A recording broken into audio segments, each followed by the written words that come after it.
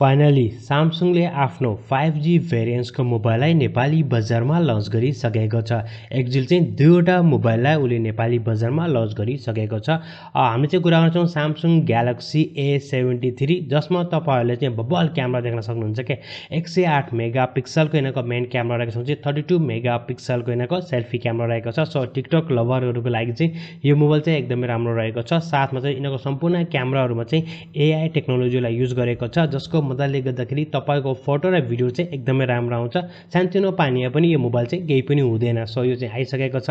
र best part चाहिँ क्यामेरामा चाहिँ OIS को हामीले चाहिँ सपोर्ट देख्न सक्नेछौँ। So that's great. र एमोलेड डिस्प्लेको साथमा चाहिँ 120 हर्ट्जको रिफ्रेस रेट पनि यसमा चाहिँ रहेको छ। सो यदि हामीले यिनीहरूको प्राइसकै कुरा गर्ने हो भने चाहिँ नेपाली बजारमा एउटा मात्र भेरिएन्ट्सले उनीहरूले लन्च गरिसकेको छ।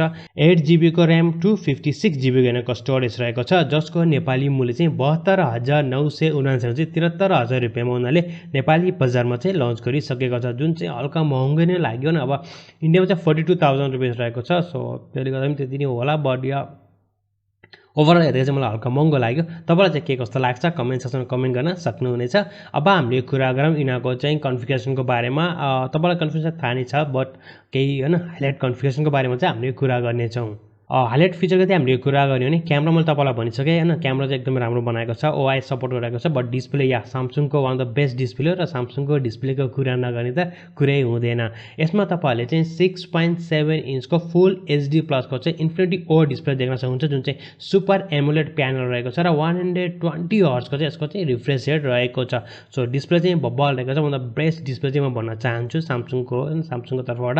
र क्यामेराको यदि हामीले कुरा गर्ने हो चाहिँ मेन क्यामेरा चाहिँ 108 मेगापिक्सलको रहेको छ, भनेपछि 12 मेगापिक्सलको अल्ट्रा वाइड एङ्गल सेन्सर रहेको छ, र बाँकी चाहिँ 5+5 मेगापिक्सलको चाहिँ क्यामेरा रहेको छ, 22 मेगापिक्सलको चाहिँ यसमा छैन।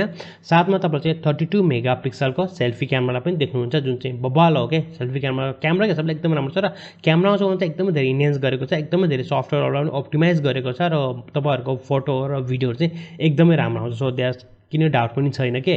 प्रोसेसर चाहिँ हामीले कुरा गर्ने हो चाहिँ स्न्यापड्रागनको प्रोसेसर युज गरेको छ, जुन चाहिँ 778 5G भेरिएन्ट्सको प्रोसेसर रहेको छ, चाहिँ 6 नानोमिटरमा चाहिँ बनेको छ। सो त्यही हो होइन।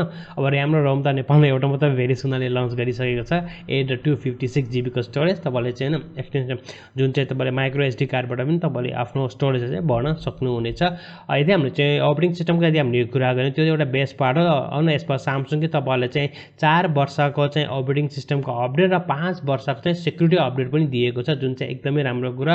साथमा त्यसमा तपाईँले चाहिँ प्राइभेसीको लागि पनि होइन उनीहरूको आफ्नै सेक्युरिटी पनि देख्न सक्नुहुन्छ, र सेक्युरिटीको हिसाबले हेर्ने हो भने चाहिँ सामसङको यो मोबाइल पनि एकदमै राम्रो रहेको छ। ब्याट्रीको यदि हामीले कुरा गर्ने हो भने तपाईँ चाहिँ 5000 mAh को ब्याट्री ब्याकअप देख्न सक्नुहुन्छ, र 25 वाटको चाहिँ फास्ट चार्जिङ एडाप्टर रहेको छ, जुन चाहिँ डब्बाभित्र छैन। बट डोन्ट वरी, नेपालमा पनि अनलाइन सपिङहरूले चार्जिङसँग दिइरहेको छ, अहिले अफर चलिरहेको छ। सो चार्जर चाहिँ उनीहरूले दिइरहेको छ क्या। अब यस्तो दिन पनि आयो क्या, अब चाहिँ मोबाइल किन्दा चार्जर फ्रीमा भने पनि किन्न पनि यस्तो दिन पनि आइसकेको छ। सो आई डोन्ट नो के हो तिनीहरू गर्न।